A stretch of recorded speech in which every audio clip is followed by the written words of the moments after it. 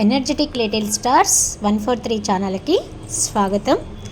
First time చూసినట్లయితే మన ఛానల్ని సబ్స్క్రైబ్ చేసుకొని పక్కనే ఉన్న బెల్ ఐకాన్ని క్లిక్ చేయండి. న్యూ వీడియోస్ నోటిఫికేషన్స్ మీకు వస్తాయి. పిల్ల గోదావరి ఎపిసోడ్ 6కి స్వాగతం అండి. గోదావరిలో ఇద్దరం కాగితంతో పడవలు చేసి వదిలేవాళ్ళం. ఎవరి పడవ ఎక్కువ దూరం వెళ్తే వాళ్ళు గెలిచినట్టు. నా పడవ ఎలా ఉందో చూసే నెపం మీద తీసుకుని వేలితో రంధ్రం పెట్టేది. నాకు బాగా నవ్వొచ్చేది.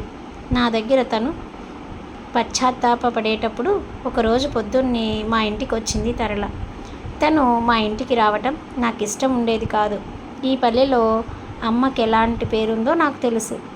మమ్మల్ని చూసి అందరూ ఎలా నవ్వుకుంటారో నేను గమనిస్తూనే ఉంటాను. అలాంటి ఇంటికి తరళ రావటం అంత బాగోదు. కానీ చెప్పినా తను వినదు. నిన్న రాత్రి ఒక గమ్మత్తు జరిగిందే అంది వస్తూనే. ఏమిటి అని అడిగాను.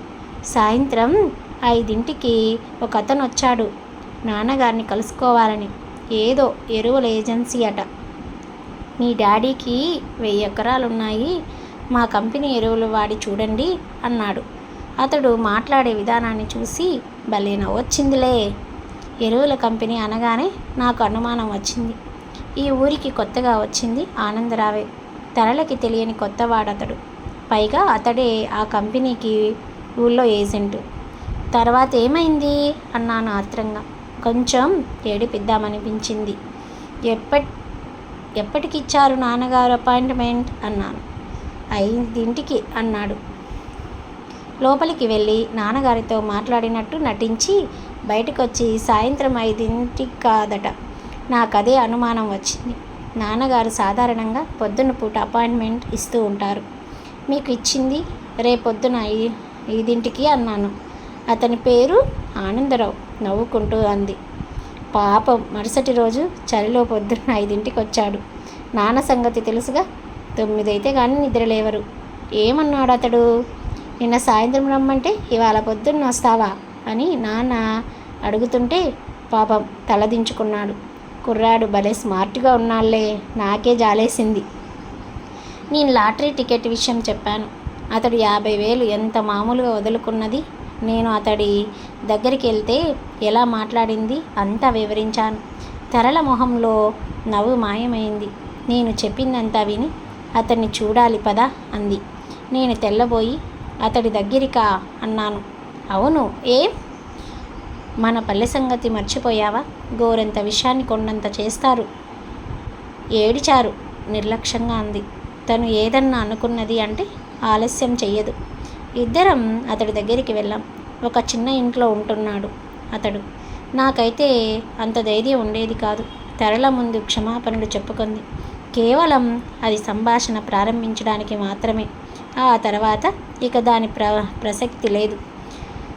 పల్లెంలో ప్రవహించే గోదావరిలా గలగల మాట్లాడుతుంది. అతడు కూడా ఆసక్తిగా వింటున్నాడు. వాళ్ళిద్దరిని చూస్తుంటే నాకు ముచ్చటగా అనిపించింది. నేను బాధపడుతున్నానా లేదని మనస్ఫూర్తిగా అనలేనేమో. కానీ నాకేం అర్హత ఉంది? వేశ్య కూతురిగా పుట్టిన అందం లేదు. అంతవరకు ఎందుకు? తరలే కానీ ఈరోజు ఇలా తీసుకురాకపోయి ఉంటే ఇంకో 4 సంవత్సరాలు గడిచినా అతడితో మాట్లాడే ధైర్యం చేయలేకపోతునేమో. తరళ కాబట్టి అంత కలవిడిగా మాట్లాడగలుగుతుంది. డబ్బు కూడా ధైర్యాన్ని ఇస్తుంది. ఈ పల్లెలో తనేం చేసినా గుసగుసలాడుకోవటమే తప్ప పైకి అనే ధైర్యం ఎవరికీ లేదు. వాళ్ళిద్దరి వైపు చూశాను. అప్పుడే మంచి స్నేహితులైపోయినట్లు మాట్లాడేసుకుంటున్నారు. తరళ అంతే. ఏదైనా అనుకున్నది అంటే ఆలస్యం చేయదు. బయటకు వచ్చాక అంది, నేను ప్రేమలో పడిపోయానే అని. అప్పుడే? ఆహా, లవ్ ఎట్ ఫస్ట్ సైట్. నేను మాట్లాడలేదు. తను తలుచుకున్నది సాధించి తీరుతుంది అని తెలుసు. నడుస్తుందల్లా ఆగి, కొంపతీసి నువ్వు కానీ ప్రేమిస్తున్నావా అతను కానీ అంది. నేను నవ్వు ఆపుకొని, లేదు, ఆ మాటకొస్తే నేను అతన్ని కలుసుకోవడం కేవలం 3వసారి మాత్రమే. అదేనా నువ్వు ఉన్నావు కాబట్టి అన్నాను. భవిష్యత్తులో ఎవరినైనా ప్రేమించదలుచుకుంటే నా దగ్గరికి కాస్త ధైర్యాన్ని అరువు తీసుకో. తప్పకుండా. ఆ తర్వాత ఆనందని కలుసుకునే విషయం తరళ రహస్యంగా ఉంచలేదు. మా ఇంటికొచ్చి నన్ను రమ్మనేది. అమ్మకి తరలంటే భయం, భక్తి. అసలు తరళ మా ఇంటికి రావటమే అదృష్టంగా భావించేది. నేను వెళ్ళానంటే బలవంతం చేసి పంపించేది. గోదావరి ఒడ్డున ఆనంద్ ఎదురు చూస్తూ ఉండేవాడు. ముగ్గురం చిన్న పడవలో ఆ తర్వాత ఆనందని కలుసుకునే విషయం తరళ రహస్యంగా ఉంచలేదు. అదృష్టంగా భావించేది మా అమ్మ. నేను వెళ్ళనంటే బలవంతం చేసి పంపించేది. గోదావరి ఒడ్డున ఆనంద్ ఎదురు చూస్తూ ఉండేవాడు. ముగ్గురం చిన్న పడవలో కాలువ అవతలి పక్కకి వెళ్ళేవాళ్ళం. మధ్యాహ్నం పూట అక్కడ తోటలో గడిపేవాళ్ళం. నాకు మనసులో భయంగా ఉండేది. రావు గారికి ఇదంతా తెలిస్తే ఏం గొడవ అవుతుందో అని. కొన్ని రోజుల తర్వాత ఆ ప్రమాదం వచ్చి పడింది. రావు గారి వైపు నుంచి కాదు, ఆనంద్ వైపు నుంచి. ఒకరోజు నేను ఆనంద్ తరళ మామూలుగానే ఎప్పటిలాగే గోదావరి ఒడ్డున కూర్చున్నాం. తరళ దూరంగా వెళ్ళి కలువ పాయలో చేపలు పడుతుంది. ఒక చిన్న తువ్వాలు నీళ్ళల్లో వేసి చిన్న చిన్న చేపల్ని తీసి సీసాలో వేయటం, ఇంటికి తీసుకువెళ్ళి కుండీలో వదలటం తనకి సరదా. తరళ లేకుండా మేమిద్దరమే ఉన్నప్పుడు మా మధ్య ఎక్కువ సంభాషణ జరగదు. మౌనంగా కూర్చున్నాం. ఆనంద్ సిగరెట్ తాగుతున్నాడు. ఎందుకు అన్ని సిగరెట్లు తాగుతారు? మానేయకూడదు అన్నాను. మన పెళ్ళైన మొదటి రోజు నుంచి మానేస్తాను, సరేనా? నేను దిగ్భ్రమతో తలెత్తాను. ఇటువంటి టాపిక్ అతడు తీసుకొని వస్తాడని ఊహించలేదు. తరళ ఇంకా చేపలు పడుతూనే ఉంది. మీరేం మాట్లాడుతున్నారో నాకు అర్థం కావటం లేదు ఆనంద్. అతడు నవ్వాడు. మరీ తెలియనట్టు మాట్లాడకు. నేనేమంటున్నానో నీకు తెలుసు. నేనింత కష్టపడి ఈ తరళ బోరు భరించటం ఇదంతా నీకోసమే అని అన్నాడు. అంటే ఆనందరావు ప్రేమిస్తున్నది ప్రబంధరణి. తరళ ఆనందని ప్రేమిస్తుంది. ట్రయాంగిల్ లవ్ స్టోరీ కదా. ఓకే, మరి మీకు నచ్చుతుందా? నచ్చితే లైక్ చేయండి, సబ్స్క్రైబ్ చేయండి, పక్కనే ఉన్న బెల్ ఐకాన్ని క్లిక్ చేయండి. అప్రయత్నంగా నా దృష్టి తరళ మీద పడింది. నా అభిప్రాయం గ్రహించినట్టుగా తరళ చాలా చిన్నపిల్ల. అల్లరి చేయటం తప్ప ఏమీ ఫీలింగ్స్ తెలియవు తనకి. ఇంట్లో బాగా స్వేచ్ఛ ఇచ్చారు. ఈ పల్లెలో ఈ మాత్రం సోషల్గా ఉండేవాడు ఎవరూ లేకపోవడంతో ఈ పరిచయాన్ని ప్రేమ అనుకుంటుంది. కొంతకాలం పోతే మామూలుగా అయిపోతుంది అన్నాడు. నా గురించి కూడా మీకేమీ తెలియదే? తెలియనవసరం లేదు నవ్వాడు. ఎవరో కవి అన్నట్టు love has no reason and no season. నా గుండెల్లో ఏదో బెదరు, ఏదో తెలియని భయం. నేను ఆనందని ప్రేమిస్తున్నానా? అంతకన్నా ముఖ్యంగా మా ఇంట్లోంచి బయటపడాలన్న స్వార్థం ఎక్కువ అవుతుందేమో. ఆనంద్ వ్యక్తిత్వం చిన్న సంఘటనతో బయటపడగా చూసి మనుషుల్లో కూడా ఇంత గొప్ప వాళ్ళు ఉంటారా అని ఆశ్చర్యపోయాను. తర్వాత అది అభిమానంగా మారింది. ముందు చెప్పినట్లు తరళగాని ప్రవేశించకపోయినట్లయితే అది మూగగా ఉండిపోయేది. అతన్ని కలుసుకునే ధైర్యం నాకు జీవితంలో ఎప్పటికీ రాకపోయేది. కానీ ఇప్పుడు ఆనంద్ తన ప్రేమని వెల్లడి చేయగానే ఇక నా మనసు నా స్వాధీనంలో లేకుండా పోయింది. కొన్ని రోజులు గడిచాయి. ఆనంద్ కవిత్వం బాగా రాసేవాడు. రాత్రంతా కూర్చొని పేజీలకి పేజీలు రాసేవాడు. అవి మరుసటి రోజు నాకు అందించేవాడు. తరళ ఎగతాళి పట్టించేది. మనమే స్వంతంగా ఒక పత్రిక పెట్టి వీటినన్నిటినీ ప్రచురిద్దామని అనేది. ఆ కవితలన్నింటినీ నా కోసమే అని ఎలా చెప్పను? రోజు రోజుకి నా పని ఇబ్బందిగా మారింది.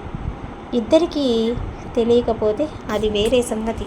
కానీ ఆనందిని తరళ ప్రేమిస్తుందని తెలిసి ఇలా తెలియనట్టు నటించడం నాకు చేత కాలేదు. ఆనంద్తో ఆ విషయమే చెప్పాను. ఇది అన్యాయం ఆనంద్. తరళకి డబ్బుంది, అందముంది. నీకు తాను సరైన జోడి. ఏమిటి నువ్వు చెప్పబోతున్నది? తను నీ కోసమే ఇలా వస్తుంది. తనని చేసుకోవటం నీకు అన్ని విధాల న్యాయం, లాభకరం.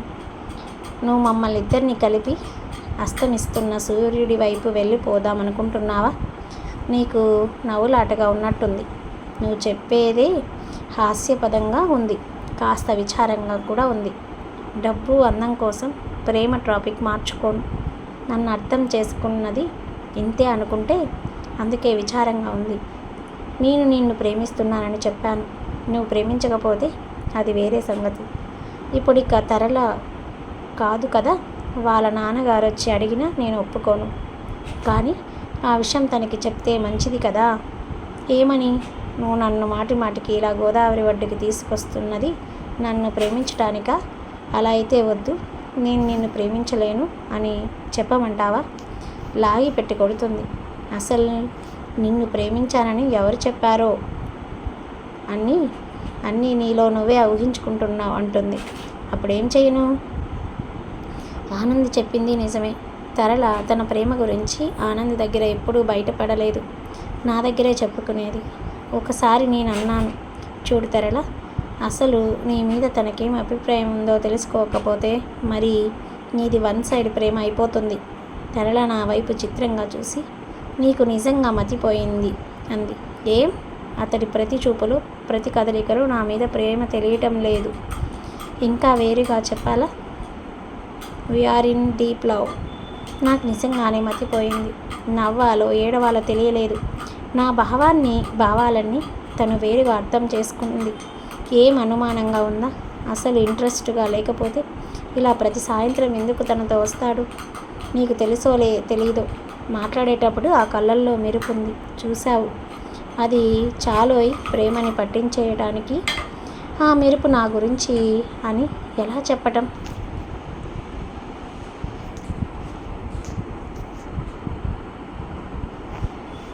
ఎలా చెప్పటం? నీకు తెలుసో తెలీదో మాట్లాడేటప్పుడు అలా అంతా ఆనంద్ చెప్పినట్లు నాకు చిత్రమైన కలలు వచ్చేవి. వాళ్ళిద్దరికీ పెళ్లి చేసి నేను శూన్యంలోకి నడిచిపోయినట్లు, ఆ కళ్ళు తనకి అమర్చమని చెప్పి చచ్చిపోయినట్లు వగేరా. నాకు నవ్వు వచ్చేది, దుఃఖం కలిగేది. తరళతో ఒక్క మాట చెప్తే అసలు ఈ గొడవ అంతా ఉండదు. కానీ నేను ఎలా చెప్పటం? ఆనంద్ చెప్పాలి. తనకి కాస్త అహం కూడా ఉంది. ప్రమదర తనని చూసి ఎవరైనా ప్రేమించేస్తారని అది తగ్గాలి. నేను చచ్చినా చెప్పను. కావాలంటే నువ్వు చెప్పు, మనిద్దరం పెళ్లి చేసుకున్నామని. నాకు అభ్యంతరం లేదు.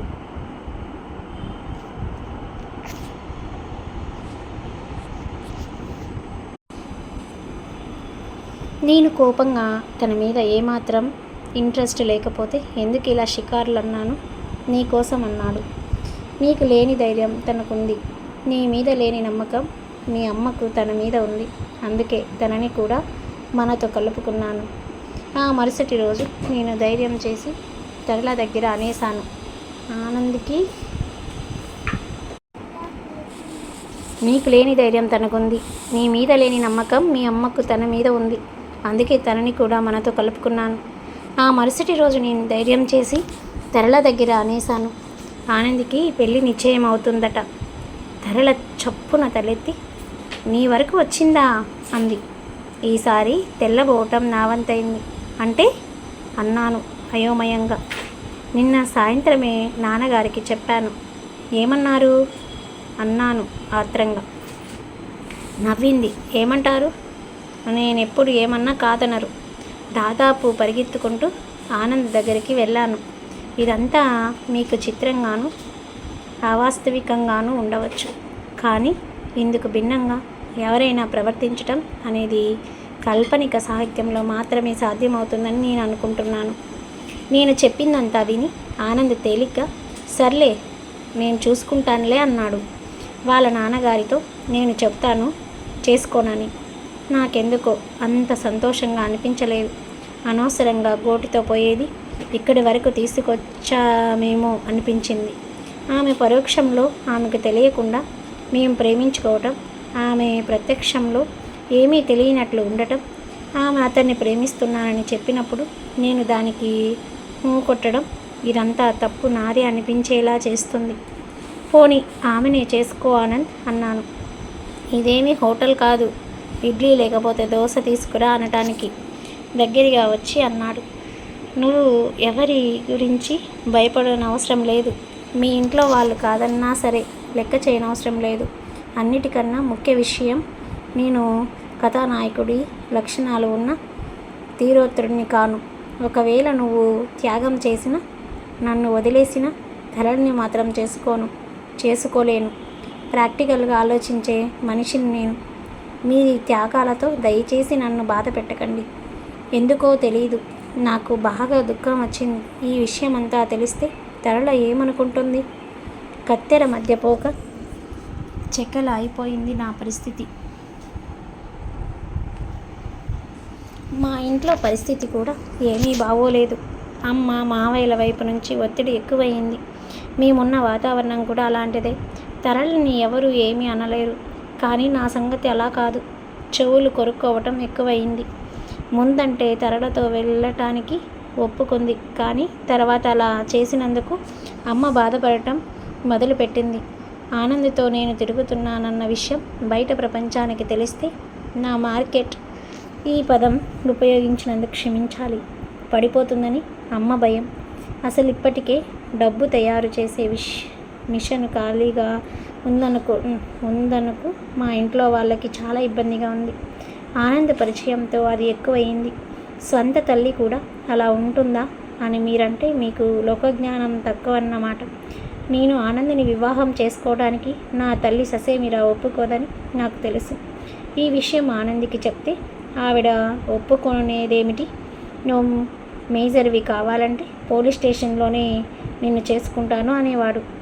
మా పల్లెటూరులో చాలా వరకు ప్రేమలు గడ్డివాముల వెనకే పుట్టి అక్కడే సమాధి అయిపోతాయి. కానీ ఆనంద్ నన్ను ఒక్కసారి కూడా స్పృశించలేదు. అసలు ఆ ప్రయత్నమే చేయలేదు. అతను ఎప్పుడు ప్రేమ కన్నా ఎక్కువగా వివాహం గురించి మాట్లాడేవాడు. అందుకే అతడంటే రోజు రోజుకి నాకు ప్రేమతో పాటు గౌరవం కూడా పెరగసాగింది. ఎలాగో ఒకలాగా నేను నా తల్లిని ఎదిరించగలను. కానీ నా స్నేహితురాలి విషయమే నాకు బాధగా ఉంది. ఎంత తొందరగా ఈ విషయం బయటపడితే అంత బాగుండు అనిపించింది. చివరి రోజు నేను తరళకి అంతా చెప్పేయాలనుకున్నాను. చాలా రిహార్సల్ వేసుకున్నాను. తరళ నన్ను బాగా తిడుతుందని నాకు తెలుసు. కానీ మీరైనా నన్ను అర్థం చేసుకుంటే చాలు. నేను అనిబిసెంటుని, నైటింగేల్ని కాదు. నేను పుట్టిన కులానికి, నాకున్న అందానికి నాకు వివాహం అవటం కలలో మాట. అప్పుడే ఊళ్ళో పెద్దలు లోపాయికారిగా కబుర్లు చేస్తూనే ఉన్నారు. ఇటువంటి పరిస్థితుల్లో ఒక చెయ్యి నన్ను ఈ ఊబిలోంచి పైకి లాగటానికి ప్రయత్నిస్తుంటే దాన్ని అందుకోవటం స్వార్థరాహిత్యమా, మూర్ఖత్వమా? తరళ విషయం అలా కాదు. ఆమె అతన్ని చేసుకోవాలంటే ఎన్నో మెట్లు దిగి రావాలి. ఆమెకు అంత అవసరం ఏముంది? తరళ ఎంత మంచిదో నాకు తెలుసు. మా ఇద్దరి విషయం తెలిస్తే బాగా తిట్టినా తర్వాత నవ్వేస్తుంది. అలాగే కానీ జరిగితే ఇన్నాళ్ళు నేను అనుభవించిన టెన్షన్ అంతా అనవసరమైపోతుంది. ఒక్కసారి శుభలేఖ ఇస్తే తను చాలా హర్ట్ అవుతుంది. ముందు చెప్పటమే మంచిది. ఇన్ని రిహార్సల్ చేసుకొని నేను తన దగ్గరికి వెళ్ళేసరికి తను నవ్వుతూ ఎదురొచ్చింది. రా రా, నీకు గుడ్ న్యూస్ అంటూ. ఏమిటి అన్నాను. మా పెళ్ళికి ఆనంద్ ఒప్పుకున్నాడు. నా కళ్ళు బయర్లు కమ్ముతున్నట్టు అనిపించింది. ఏమిటి? మళ్ళీ అడిగాను. చెవుడు గాని వచ్చిందా ఏమిటి? మా పెళ్ళికి ఆనంద్ ఒప్పుకున్నాడు అంది. నా మొహంలో మారుతున్న భావాలు తరళకి కనిపించకుండా ఉండటానికి చాలా కష్టపడవలసి వచ్చింది. కంగ్రాచులేషన్స్ అనవేం? కంగ్రాచులేషన్స్ ఎలాగో నోరు పెగల్చుకొని అన్నాను. నాకంతా అయోమయంగా ఉంది. ఆనంద్ ఈ వివాహానికి ఒప్పుకున్నాడు. ఇవే మాటలు నా చెవులో గగ్గిర్లు తిరుగుతున్నాయి. ఎలా జరిగింది ఇది? నా మనసంతా పరస్పర విరుద్ధ భావాలతో కొట్టుమిట్టాడుతుంది. ఎక్కువసేపు అక్కడ ఉండలేకపోయాను. అక్కడి నుంచి ఎలాగో బయటపడి ఇంటికి వచ్చేసాను. అసలే మా ఇల్లు నరకం. ఇటువంటి స్థితిలో అది మరీ భరించలేనిదిగా తోచింది. ఆనంద్ని కలుసుకుంటే తప్ప అది కుదుటపడేలా లేదు. ఎక్కడికి వెళ్తున్నావే? మావయ్య అడిగాడు.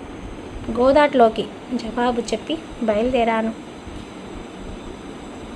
చూసావటే దీని పగరు, అమ్మతో ఫిర్యాదు చేస్తున్నాడు. తొందరగా అని చేయకపోతే మన మాట వినదు. దాదాపు పరిగెత్తుతున్నట్టు ఆనంద్ దగ్గరికి వెళ్ళాను. అదేమిటి అలా ఉన్నావు అడిగాడు ఆనంద్. నేను వెంటనే జవాబు చెప్పలేదు. ఏం మాట్లాడినా దుఃఖం ముంచుకొచ్చేలా ఉంది. అతడి వైపు చూశాను. అతడి మొహం నిర్భావంగా ఉంది. ఇప్పుడే తరళ దగ్గర నుంచి వస్తున్నాను అన్నాను. ముక్తాసరిగా దాన్ని అతడు అర్థం చేసుకున్నాడో లేదో తెలియదు కానీ ఏమిటి విశేషాలు అన్నాడు. అతడు అలా మామూలుగా అడగడం చూసి నాకేదో అనుమానం కలిగింది. ఇక ఆ విషయాలన్నీ దాచకుండా తెరల నాకేం చెప్పింది అతడికి చెప్పేశాను. అంతా విని అతడు నవ్వాడు. పాపం, కూతురు మనసు నొప్పించకుండా ఉండటానికి కష్టపడుతున్నాడన్నమాట వాళ్ళ నాన్న. అంటే నిన్న నా దగ్గరికి వచ్చాడు కూతుర్ని చేసుకోమని అడగటానికి. నేను నిరుత్తురాలనై అతడిని చూశాను. తరళ తండ్రి ఆనంద్ దగ్గరికి వచ్చాడంటే నమ్మశక్యం కాలేదు. ఆ లక్షాధికారి ఆనంద్ కోసం ఆయనకి కూతురంటే ప్రేమ ఉంది అని తెలుసు, కానీ కూతురి కోసం ఇన్ని మెట్లు దిగి వస్తాడని అనుకోలేదు. ఏమిటి ఆలోచిస్తున్నావు? నేను తలెత్తి అతడి వైపు చూశాను. అతడు మళ్ళీ నవ్వాడు. ఇంతకాలం చెప్పేస్తే మంచిది అని భయపడ్డావుగా, నిన్నే ఆయనకి చెప్పేశాను. ఏమని? మీ అమ్మాయిని పొరపాటు పడుతుంది, తన మీద నాకు అటువంటి భావం ఏమీ లేదు అని. ఆయన విస్తుపోయాడు మొదట.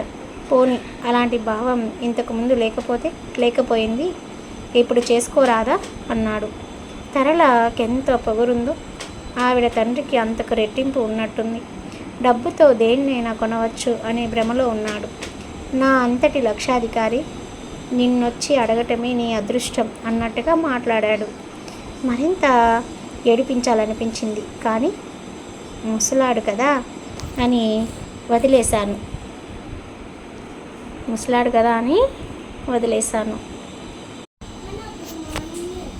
జరిగిందేమిటో నాకు అర్థమైంది. తరళకి ఆయన ఈ విషయం చెప్పడానికి సంకోచించి ఉంటాడు. తరళంటే ఆ ఇంటిల్లిపాదికి వల్ల మారిన గారాబం. చిన్నప్పటి నుంచి ఏనుగు బొమ్మ నడిగితే నిజం ఏనుగుని తెచ్చి ఇచ్చేటంత గారాబంగా పెంచాడు. తనని మామూలుగా అయితే ఆనంద్ లాంటి ఏమీ లేని యువకుడిని ప్రేమించినందుకు ఇంకొక తండ్రి ఆమెని తల వాచేటట్లు చివాట్లు పెట్టి ఉండేవాడు. కానీ ఆయన ఒక్క మాట కూడా అనకుండా ఆనంద్ దగ్గరికి వచ్చాడు.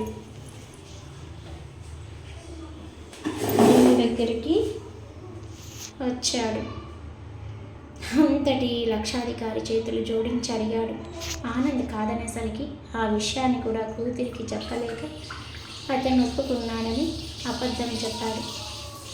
కాళ్ళ దగ్గరికి వచ్చిన అదృష్టాన్ని కాదన్న ఆనంద్ అంటే నాకు గౌరవం, అభిమానం మరింత పెరిగాయి. నేనెంత అదృష్టవంతురాలనో అర్థమైంది. చాలా కొద్ది మంది ఉంటారు అలాంటి మగవాళ్ళు. కేవలం డబ్బు విషయంలోనే కాదు, అతడి ఆలోచన విధానం, నిర్ణయాలు, కొన్ని విషయాల్లో అతడి పంతం అన్నీ అపురూపంగా తోచాయి. మీరు అనుకుంటూ ఉండవచ్చు, ప్రేమలో పడ్డాక అవతలి వారి గురించి ప్రతి వాళ్ళకి ఇలాగే అనిపిస్తూ ఉంటుందని. దానికి సమాధానం నేను ఇంతకు ముందే చెప్పాను. మేము తల మునకలయ్యేటంత ప్రేమలో ఎప్పుడూ లేము. ఇంత జరిగాక ఇక ఆలస్యం చేయటం మంచిది కాదని ఆనంద్ అన్నాడు. ముందుకోసారి మా ఇంటికి వచ్చి మా అమ్మని వివాహం విషయం అడుగుతానని, ఆమె ఎలాగూ ఒప్పుకోదు కాబట్టి గుళ్ళో చేసుకుందామని అన్నాడు. మామయ్య ఏదైనా గొడవ చేస్తే అవసరం పడుతుందని పోలీసులకి కూడా చెప్పి ఉంచుతానన్నాడు. ఇద్దరు ఒకరి కళ్ళల్లోకి ఒకరు చూసుకుంటూ ప్రపంచాన్ని మర్చిపోలేదు. ఇద్దరం కలిసి ఒకే భవిష్యత్తు వైపు ఆశతో చూస్తున్నాం.